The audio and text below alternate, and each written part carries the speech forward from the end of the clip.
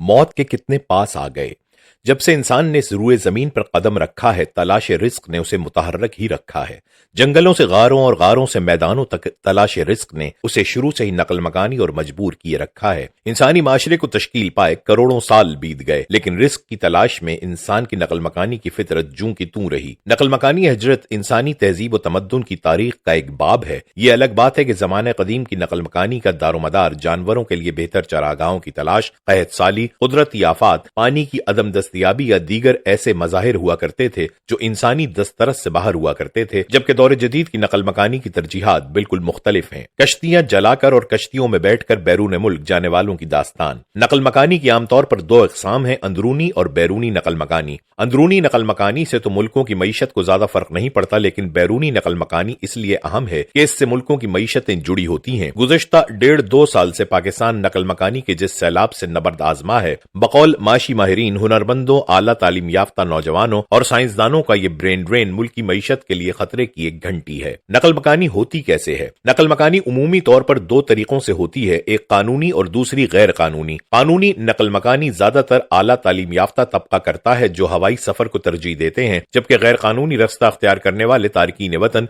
जो ज्यादातर कम पहलू और मेहनत कश तबके पर मुश्तमिल होते हैं, ज्यादातर समंदरी रास्तों का इंतखाब करते हैं। जहां तक कानूनी तरीकों से नकल मकानी का ताल्लुक है, एक अंदाजे के मुताबिक पाकिस्तान की मौजूदा माशी कसमापुरसी के सबब ज्यादातर तारकीन वतन गैर मुल्की शहरियत हासिल करने के इरादे से बाहर जाते हैं। चुनाचे इनके बारे में कहा जाता है कि ये कश्तियां जलाकर नकल मकानी करते हैं, जबकि गैर कानूनी तरीकों से जाने वाले जो कश्तियों के जरिए आज़िम सफर होते हैं, उन्हें खुद भी अपने मुस्तकबिल का पता नहीं होता। अक़वाम मुत्तहिदा की हालिया रिपोर्ट के मुताबिक दुनिया भर में तकरीबन 28 करोड़ बैनुल अक़वामी महाजरीन मौजूद हैं, जबकि इसी रिपोर्ट में अक़वाम मुत्तहिदा के इदारे बराए नकल मकानी IMU के मुताबिक 2014 से अब तक दुनिया भर से 50,000 तारकीन वतन यूरोपीय यूनियन या अमरीका पहुंचने की कोशिश में या तो रस्ते ही में हलाक हो गए या लापता हो गए। IMU ने इस खदशे का इजहार भी किया है कि यह तादाद सिर्फ मंजर आम पर आ जाने वाले केसों के बारे में है, जबकि रिपोर्ट न होने वाले केस की तादाद लाखों में हो सकती है। वतन अजीज पाकिस्तान ही क्या, तीसरी दुनिया के बेशतर ममालिक में जिस तेजी से नकल मकानी का सिलसिला जारी है, होना तो यह चाहिए था कि कम अज कम पाकिस्तान की हद तक तो हमारे आकाबरीन सब कुछ छोड़ छाड़ सर जोड़ कर बैठ जाते और उस वक्त तक चैन से ना बैठते जब तक इस मामले की तह तक ना पहुंच जाते। लेकिन बहैसियत मजमूई हमारी बेहिसी का आलम यह है कि सरकारी इदारों की रिपोर्ट के मुताबिक साल 2022 में वतन अजीज से 7,65,000 हुनरमंद, जिनमें कसीर तादाद डॉक्टर्स, इंजीनियर्स, IT माहिरीन और साइंसदानों की शामिल थी, नकल मकानी कर गए हैं। जबकि एक अखबारी इत्तला के मुताबिक इमसाल जून तक 8,30,000 पाकिस्तानी, जिनमें एक कसीर तादाद डॉक्टर्स, इंजीनियर्स और IT माहिरीन की है,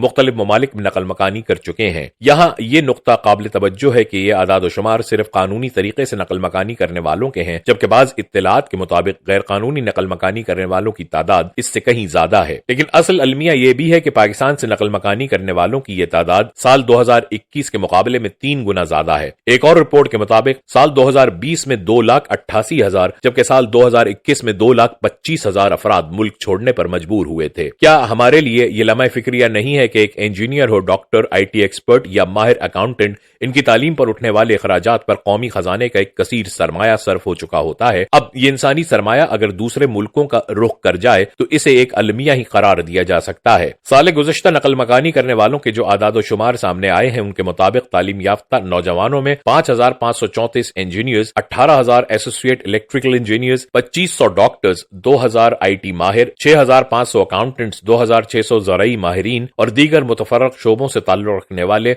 बेशुमार अफराद शामिल थे जो मुल्क छोड़ गए। अब सवाल यह पैदा होता है कि आखिर ऐसे कौन से अवामिल हैं जिनकी वजह से पाकिस्तान में नकल मकानी 1 से 2 साल के कलील अरसे में 3 गुना बढ़ चुकी है, जबकि माशी और सियासी तज्जिया निगारों का कहना यह भी है कि जिस रफ्तार से लोग बाहर के ममालिक का रुख कर रहे हैं, रवां साल के आखिर तक आदाद शुमार के तनासुब में शायद 50% मजीद इजाफा हो जाए। आखिर क्यों? दुनिया भर के माशी माहिरीन इस अमर पर मुत्तफिक हैं कि दौरे हाजिर में माशी तरक्की का दारोमदार तहकीक और माशी तनव्वो से मशरूत है, और तो और कुदरती वसाइल से मालामाल मुल्कों को भी अपने वसाइल से सही मायनों में इस्तेफादा करने और उनकी सही वैल्यू एडिशन के लिए इंजीनियरिंग और IT के माहिरीन की जरूरत होती है।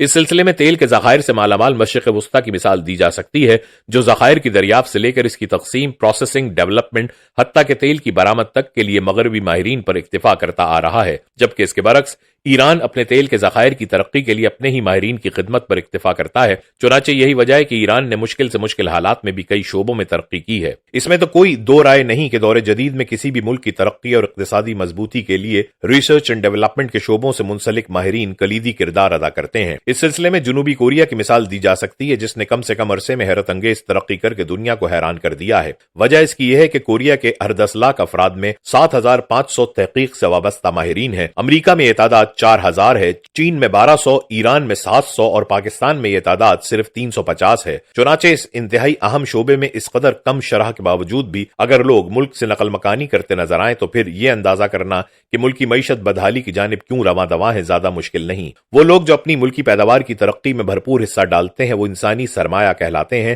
ایسے ہنرمند افراد کی بدولت ملکی پیداوار میں اضافہ ہوتا ہے اور ملکی معیشت ترقی کی راہ پر گامزن رہتی ہے۔ لہٰذا ایسے افراد کی نقل مکانی کو ماہرین ملک کی ترقی کے لیے ایک معاشی دھچکے سے تعبیر کرتے ہیں۔ جہاں تک پاکستان سے برین ڈرین کی نقل مکانی کی وجوہات کا تعلق ہے، سر فہرست تو وطن عزیز میں سیاسی عدم استحکام، بے روزگاری، تیزی سے گرتی روپے کی قدر، بڑھتی بے روزگاری، بے لگام مہنگائی، ملکی ڈیفالٹ کے منڈلاتے خطرات، توانائی کا بڑھتا بحران اور بیرون ملک ملازمت کے پرکشش مواقع ہیں۔ حکومتی موقف اور ترسیلات زر۔ حکومتی ایوانوں میں نقل مکانی کو مثبت انداز میں پیش کرتے ہوئے یہ باور کرانے کی کوشش کی جاتی ہے کہ تارکین وطن ترسیلات زر کی مد میں زر مبادلہ بھجوانے کا سب سے بڑا ذریعہ ہے۔ بے شک عمومی طور پر ایسا ہی ہوتا ہے، لیکن کون نہیں جانتا کہ ترسیلات زر ملکی امن و امان کی صورتحال سے مشروط ہوا کرتی ہیں، اور پھر اگر ملکی کرنسی ہر آنے والے دن کے ساتھ گراوٹ کا شکار ہو تو زر مبادلہ کے ذخائر بڑھا نہیں کرتے بلکہ گھٹا کرتے ہیں۔ یہ تو ذکر تھا کشتیاں جلا کر جانے والوں کا، اب آپ کو بتاتے ہیں کہ کشتیوں پر بیٹھ کر جانے والے کس کرب سے گزرتے ہیں۔ وطن عزیز پاکستان میں ہر دن بڑھتی مہنگائی نے متوسط اور کم پہلو طبقے کو اپنی جان ہتھیلی پر رکھ کر یورپ میں مستقبل کی خواہش کے لیے اپنے آپ کو سمندر کی بے رحم لہروں کے سپرد کرنے پر مجبور کر دیا ہے۔ تیونس کے ساحلی شہر صفاقس سے جغرافیائی قربت کی وجہ سے جزیرہ لامپیڈوسا پچھلے کئی سالوں سے سمندر کے ذریعے یورپ داخل ہونے والے تارکین وطن کے لیے یورپ کے دروازے کی حیثیت رکھتا ہے۔ بحیرہ روم کا یہ جزیرہ اطالوی جزیرے سسلی سے 205 کلومیٹر جبکہ تیونس کے دارالحکومت سے صرف 130 کلومیٹر کی دوری پر واقع ہے۔ انتہائی خطرناک حالات میں جان پر کھیل کر دنیا بھر کے تارکین وطن، جن میں ایک بڑی تعداد پاکستانیوں کی بھی ہوتی ہے، یہ چھوٹی چھوٹی کشتیوں میں گنجائش سے زیادہ سوار ہو کر یہاں پہنچنے کی کوشش کرتے ہیں۔ چنانچہ آئے دن ان کشتیوں کے ڈوبنے یا دیگر حادثات کی اطلاعات آتی رہتی ہیں، اور یوں دنیا بھر سے ہر سال یورپ پہنچنے کے ہزاروں خواہشمند آنکھوں میں سمائے اپنے سپنوں کی تکمیل سے پہلے کسی نہ کسی حادثے میں اپنی جان گنوا بیٹھتے ہیں۔ ایسے لوگ جو یورپ پہنچنے کی کوشش میں اپنی جانیں گنوا بیٹھتے ہیں، ان کے بارے میں بہت کم لوگوں کو علم ہوتا ہے۔ لامپیڈوسا میں ایک چھوٹا سا میوزیم بھی ہے جہاں تباہ ہونے والے جہازوں کے مسافروں کے استعمال کی چیزیں اور پاسپورٹ وغیرہ رکھے ہوئے ہیں، جن سے یہ اندازہ کرنا کوئی زیادہ مشکل نہیں ہوتا کہ ان بے بس لوگوں کی کم پہلو مالی حیثیت کی طرح ان کی خواہشات بھی کس قدر محدود تھیں۔ لامپیڈوسا امیدوں کا مرکز یا بحری جہازوں کا قبرستان۔ لامپیڈوسا یا اس کے قریبی سمندر میں مہاجرین کے حالات دیکھ کر محققین اسے جہازوں کا قبرستان کہتے ہیں، کیونکہ بہتر زندگی کی خواہش لیے یہ لوگ یہاں تک پہنچتے پہنچتے اکثر موت کے منہ میں چلے جاتے ہیں۔ چند ہفتے قبل 13 ستمبر کو دنیا بھر کے اخبارات اور خبر رساں ادارے اطالوی جزیرے لامپیڈوسا کے بارے میں انسانی حقوق کی آواز بلند کرتے دیکھے گئے، جس میں اطالوی حکام نے تارکین وطن کی اب تک کی سب سے زیادہ تعداد کا حوالہ دیتے ہوئے اسے خطرے کی گھنٹی قرار دیا تھا۔ اطالوی ریڈ کراس کی انتظامی تنظیم کے مطابق ایک ہی دن میں 5,000 سے زیادہ تارکین وطن کا پڑاؤ کسی بڑے خطرے کی علامت ظاہر کرتا ہے، کیونکہ اس سے پہلے ایک دن میں اتنی زیادہ تعداد میں مہاجرین یہاں کبھی نہیں آئے۔ اس تنظیم کا کہنا تھا کہ اس ساحلی کیمپ میں زیادہ سے زیادہ 400 افراد کی گنجائش ہے، جبکہ اس وقت یہاں 600 افراد ڈیرے ڈالے ہوئے ہیں۔ گزشتہ سال دسمبر میں اطالوی حکومت نے اپنے ایک بیان میں یہ دعویٰ کیا تھا کہ ان کے ملک میں غیر قانونی پناہ گزینوں کی تعداد میں 2000% اضافہ نوٹ کیا گیا ہے، جن میں البانیہ، پاکستان، الجزائر اور مراکش کے شہریوں کی تعداد سب سے زیادہ ہے۔ چنانچہ ان کی پناہ گزینی کی درخواستوں کو مسترد کرتے ہوئے انہیں ملک بدر کر دیا گیا تھا۔ چنانچہ اب ضرورت اس امر کی ہے کہ حکومت پاکستان اپنی تمام ملکی وسائل کو بروکار لاتے ہوئے روزگار کے زیادہ سے زیادہ مواقع پیدا کرے تاکہ یہ بے بس لوگ سمندر کی بے رحم لہروں کا رخ نہ کریں۔